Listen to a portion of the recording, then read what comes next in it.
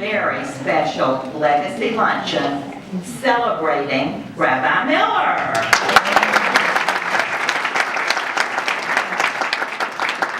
We're thrilled to have him along with his wife Judy and their mother Renee Schulman once again amongst us.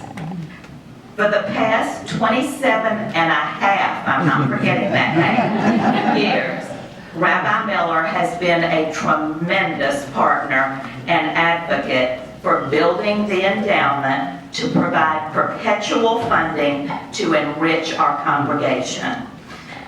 Please plan to join us also for Shabbat services tomorrow night. This will be a wonderful service honoring Rabbi Miller and not only the impact he's had on Temple Emanu-El, but on our entire Birmingham community. This evening will be sponsored by the Steiner Interfaith Fund and will include special guests as well as a lovely champagne reception following in Abrams Hall. I know it's an evening you won't want to miss.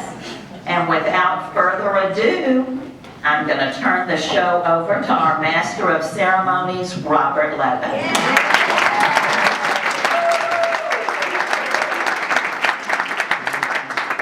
Thank you, Candy. This is a great day, and it's going to be a great weekend. We've come together to recognize and honor our beloved Rabbi Jonathan Miller for his 27 years of hard work and dedication to Temple Emanu-El here in Birmingham, Alabama. As a New Yorker and a New Englander, he never thought he would call Alabama his home. But he did it with great enthusiasm and vigor. And we are all the beneficiaries of that. So today, let's have a little fun. And we will leave the more serious moments for tomorrow night at Shabbat services, where I hope all of you will join us. We are privileged to have with us as musical guests three of the most talented members of our congregation. I call them the Siegel Family Trio. And I will present them in the order of their seniority at Temple Emanu-El as Temple members. Lester Siegel is a lifelong Temple Emanu-El member. He worked here both as music director and administrator from 1984 to 1989 and then remained as music director until 1993. Dr. Siegel is former chairman of the music department and now professor of music at Birmingham Southern College. Jane Siegel, Lester's wife, was our cantorial soloist here at Temple from 1984 to 1997 and, along with Lester, was here at Emanu-El when Jonathan arrived. Now, it's not surprising that these two musically gifted individuals produced a musically gifted son. Daniel Siegel received his undergraduate degree from Birmingham Southern College and went on to receive a master's in voice and an artist's diploma in opera from the prestigious Peabody Conservatory in Baltimore, which is part of Johns Hopkins. Ladies and gentlemen, please welcome the Siegel Family Trio.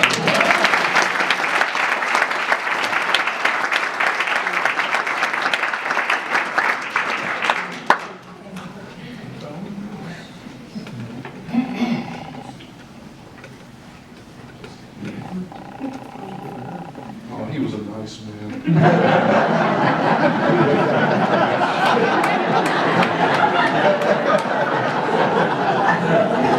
It had to be black. Wow. It's great to be here. I just want to claim this one little moment because we were indeed on staff here when Jonathan arrived, and we all kind of worked it out together at the beginning.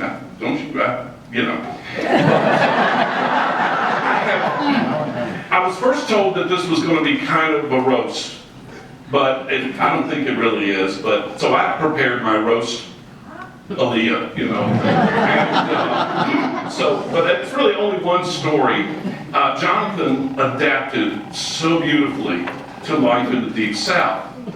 But his roots were always there, and my story is really a little off color, but Rabbi Haas said it was okay. And this is just going back, this is a story, I just have to tell it, because you're not here anymore. It was the first High Holy Days that we were doing together. And it was the double service for Yom Kippur.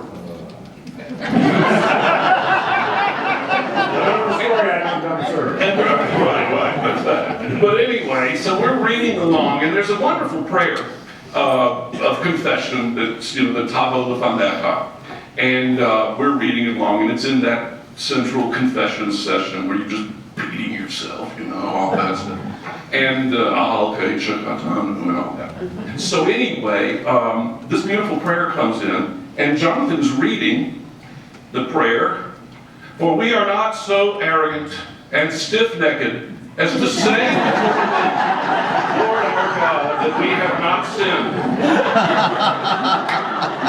And I'm up at the organ, and I'm following along. So we broke for the first service, and I ran into, this is an old educational building, I ran into you in the hall, and I said, Jonathan, you can't come to Alabama and say stiff-necked.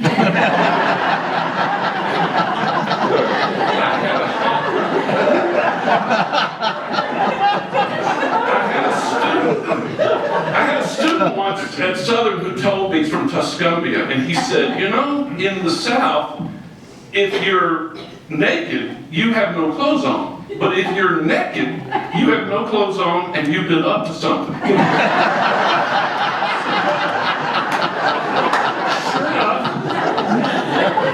enough, at the matinee, we got to the same prayer, and it was stiff-necked, and I think it has been stiff-necked ever since. I'm glad.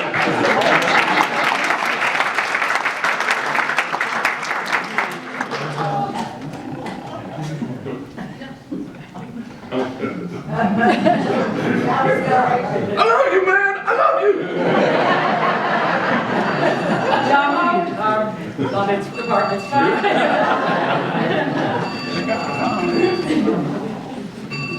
These chairs. Elaine, remember these chairs? I remember. All right.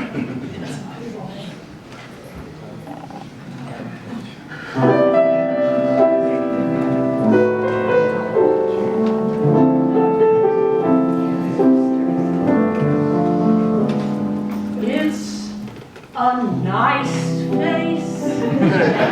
Spaces go. It's a very nice face with a place for every feature in its place. Not a commonplace face. His eyes, Clear, his chin, stubborn, but strong. His ears, they're ordinary ears. his nose, a Trifle long. Yet it's a gentle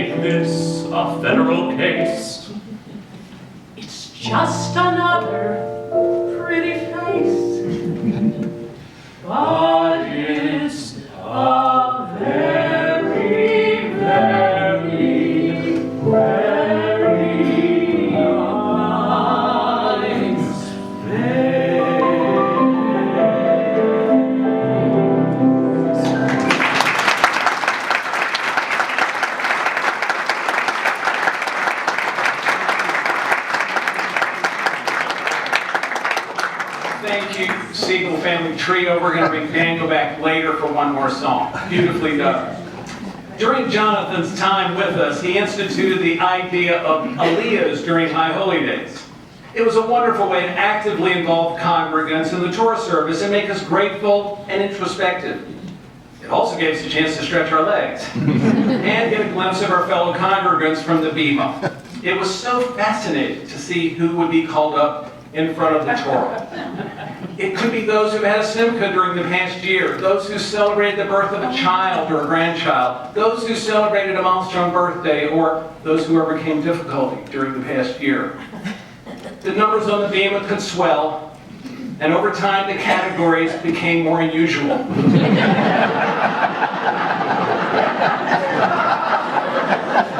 Such as all 80 positive blood types. How about those congregants who enjoyed spelling in grammar school? Those who enjoy mondo bread. Jonathan's goal was to include more congregants in the Torah service, and what a successful ritual it has become for all of us.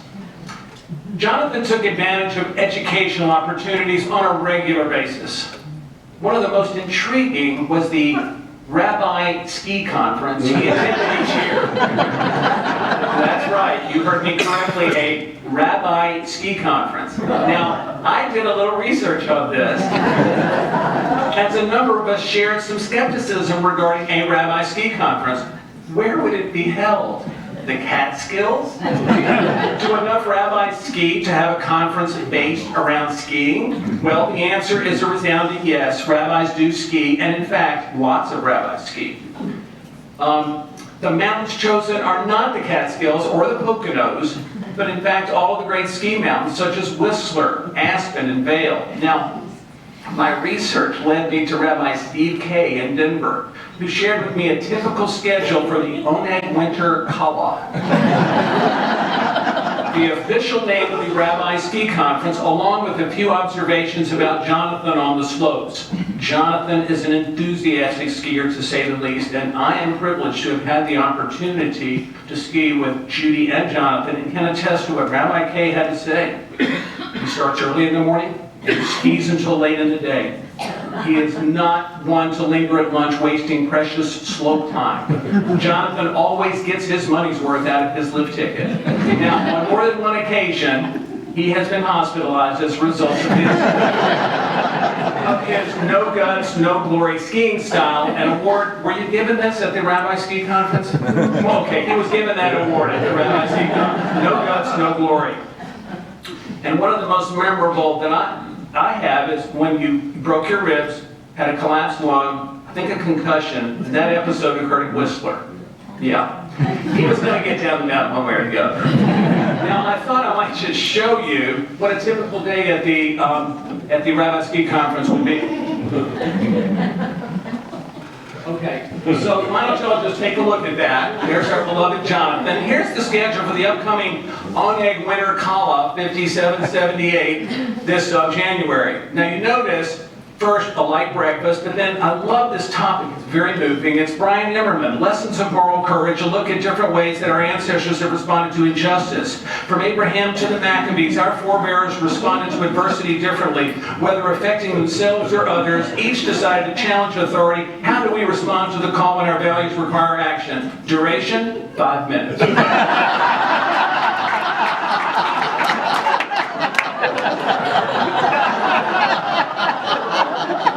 I know it's thought-provoking and meaningful. Now notice that the next 20 minutes, look at the topic there. Kvetch about temple leadership and problems you have been having with your congregation's president. And then for the next 5 minutes, put ski boots on and finish morning kvetching. And then for the next 9 hours, you go out and ski or snowboard. Okay, so 9 hours of skiing. Now, here's another very moving and thought-provoking topic. Zach Rolfe and Greg Weitzman, not your average Hillel and Shammai, how our tradition guides the Jewish dialogue through the use of biblical and rabbinic text. We will examine Judaism's understanding of when we are called to listen and when we are called to speak up. From Exodus 22, Baba Metzia, we will begin to glean an understanding of how our tradition understands the modern reality of disagreement in the public sphere. Duration, 5 minutes. Now the outbreak ski, which lasts about an hour and a half, the topic of discussion there is what makes a great ame. And then if you have time, I mean, look, if nothing else is going on, I don't want you to waste your time, but if you have 5 minutes, if absolutely necessary, communicate with congregation at home. And then rest and go on to the next day. So that's just a typical day. So I found that this was a very meaningful conference, Jonathan. So I Now, one could draw many parallels between Jonathan and Rabbi Grafman. Jonathan arrived in 1991 at 36, Rabbi Grafman in 1941 at 34. Jonathan was senior rabbi for 27 years, Rabbi Grafman 35 years. They both drove red Mustang convertibles. Rabbi Grafman was neat as a pin, fit, and impeccably dressed. Jonathan...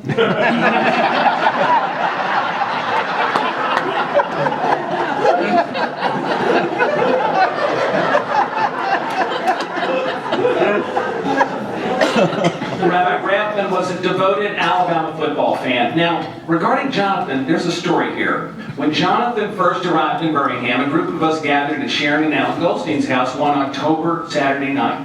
One group of Temple members was watching the World Series in one room. Another group of congregants was watching an Alabama game in another room. Jonathan was standing alone in the dining room. So then Robert Gottlieb walked by and asked him what he was up to, and he said, I am more of a CNN person than an ESPN person. Well, boy, did that change. Tuscaloosa, SEC championship games in Atlanta, as well as national championship games. He made a day trip to Pasadena. Jonathan was in the stands as he became a huge Crimson Tide fan. And that reminds me, I've got this for you, Jonathan. This is your Alabama keep-all.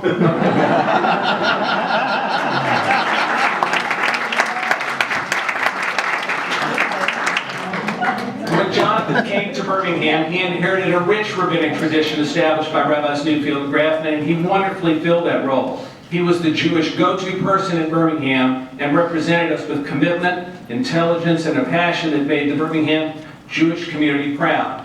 Jonathan built beautiful relationships in the religious community for which we are so grateful. We thank you, Jonathan. Sorry about that. One of Jonathan's more endearing, or shall I say, frustrating qualities is his, I don't know how to say this, his organizational style. Let's all just agree to call it different to what some of us are accustomed to. So those of you who have conducted services with him, that would include Cantor Roskin, Rabbi Haas, organist, pianist, Paul Mosteller, Jane and Lester Siegel, have always known, be alert.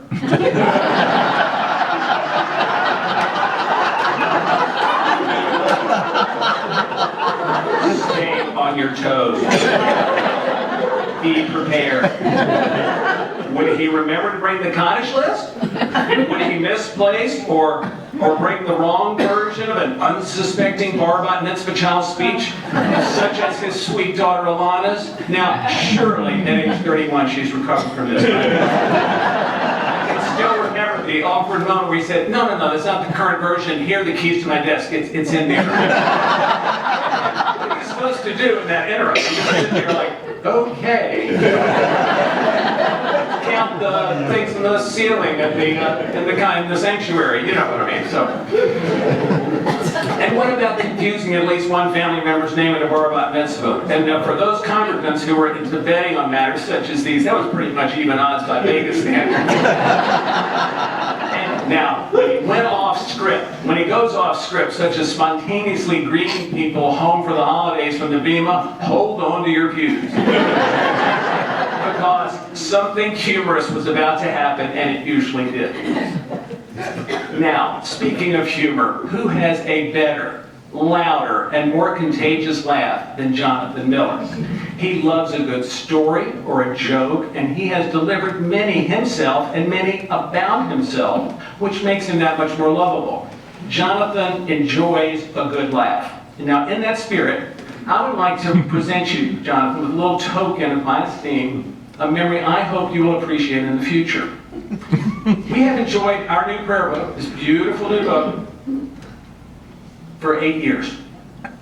This is a wonderful and inspirational book that you, Jonathan, were instrumental in writing. So after 8 years using this book, which translates to 800 plus Shabbat services, for some unexplained reason, you still do not know what page the old lady was on.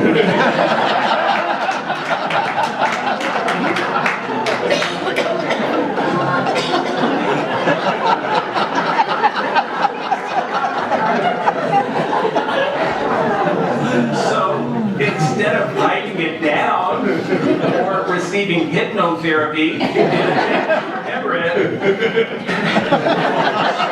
After service, week after week, you turn to Jessica and ask her for the page number. Now, initially it was subtle. A quick glance. Maybe a hand signal. Not letting on that you really didn't have a clue. But over time, you lost all your inhibitions. And you just blurted out, "Hey Jess, what page is it on?"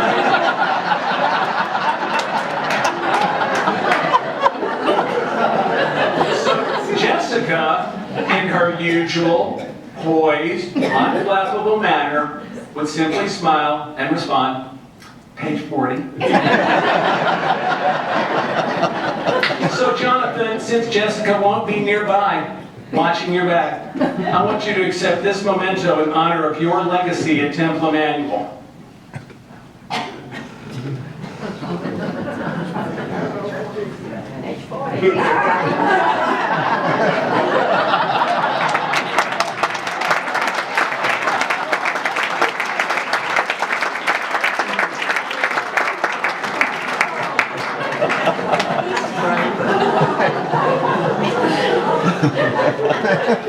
I know you're going to have a great place to hang there.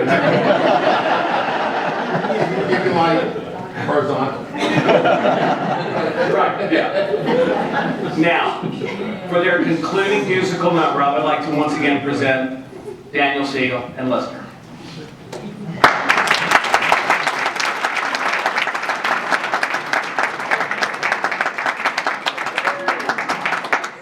I know I'm not on the microphone, but I'll be brief. The selection is not really about a crazy man tilting at impossible odds.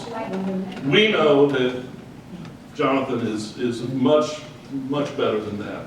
But it is about having the courage to fight for your ideals. So we thought it would be a great way to close.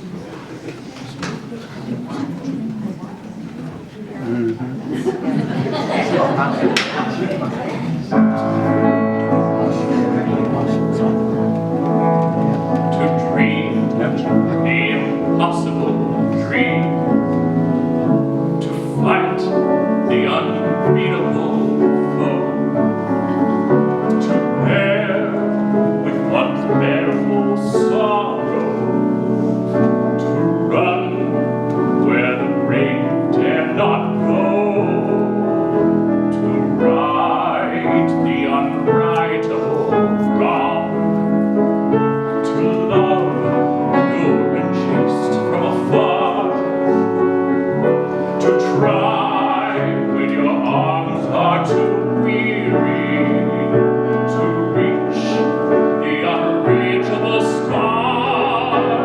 This is my quest, to follow that star, no matter how hopeless, no matter how far, to fight for the right without question or pause, to be willing to march into hell for a heavenly cause. And I know if I'll only be true to this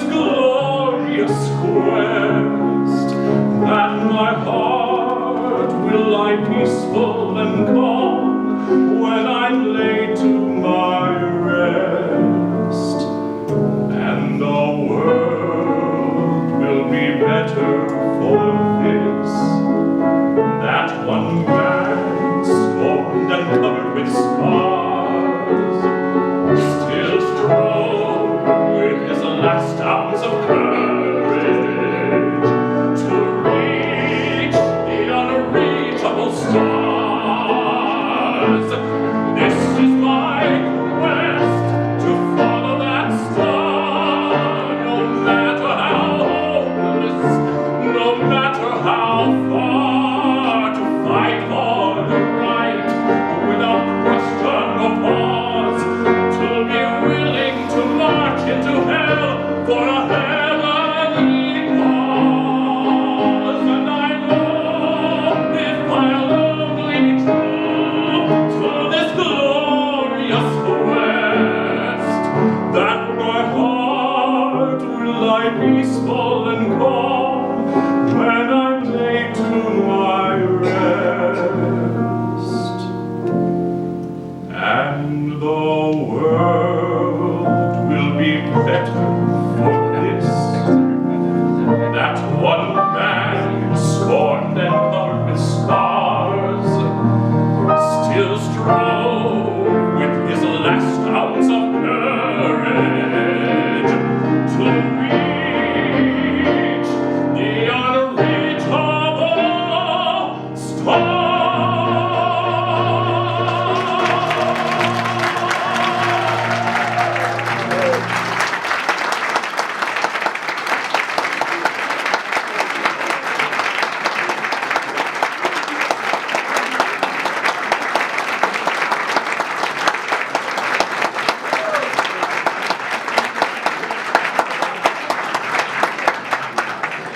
So beautiful. Daniel, thank you so much. Jane, thank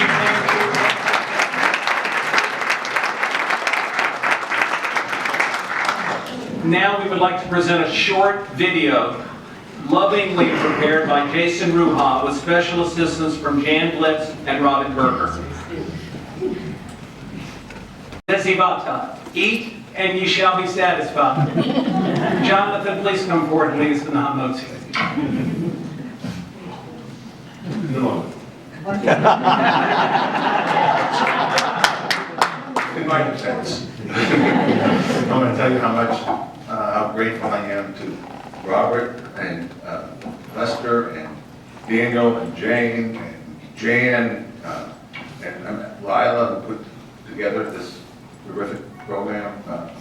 You can hear my voice and touch. In my defense. I mean, on the serious side, I want to tell you why I never knew the page numbers.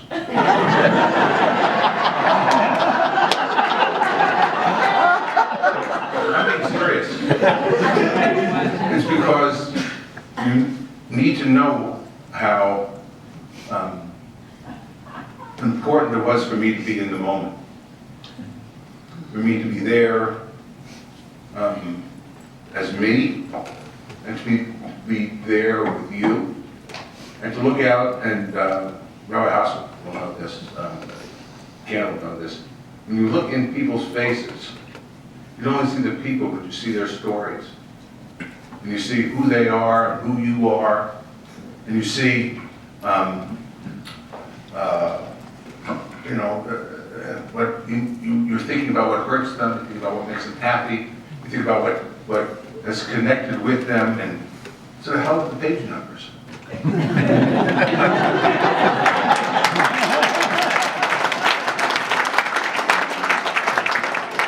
I just never wanted to care about the details, so I kept trying to do it. But I always wanted to be thinking about you, and about me and you. I'll talk about a little bit about that tomorrow night. And that's what it was about for me. You know that from your bar mitzvahs and from your funerals and from, I forgot because I was thinking, but not because I'm empty-headed, it's because I'm full-hearted.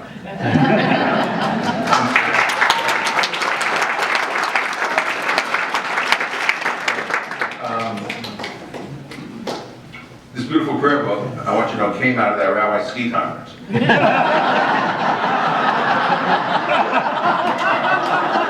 I want to tell you how that happened. No, it's important because the editor of that the Mishkan Tefillah that every synagogue in the country uses except for us. And now I'm having to suffer through at a Washington Hebrew congregation. That every congregation uses was my ski buddy and my classmate with whom I was extraordinarily competitive. And so we piloted it, the version, and you all hated it. And so on going up the lift, by the way, we didn't just fetch about Temple presidents. We fetched about Temple boards.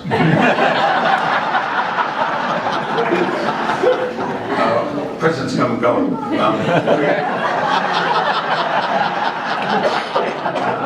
We fetched about the Union for Reform Judaism. And by the way, it is very important that people have the right and the opportunities to fetch. I take that seriously.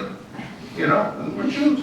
We fetch about God, we fetch about our doctors, we fetch about our money, we fetch about our temples, we fetch about our rabbis, we fetch about our board. You're allowed to fetch. It's okay. All right? So she said to me these famous words. Rabbi Hostas heard this. I said, that book was really hard for my people. There are a lot of them are older. They come, they don't want to turn all the pages. She said, so it won't play in Birmingham.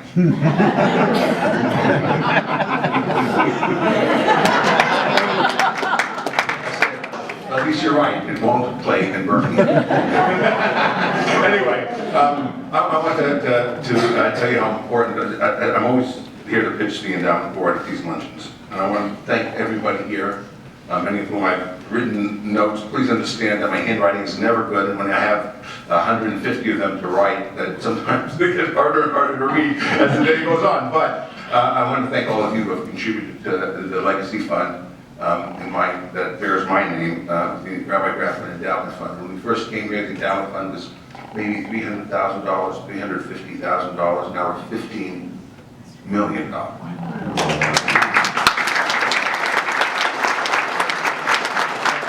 And it's not because of the market growth, because we spend the proceeds every year.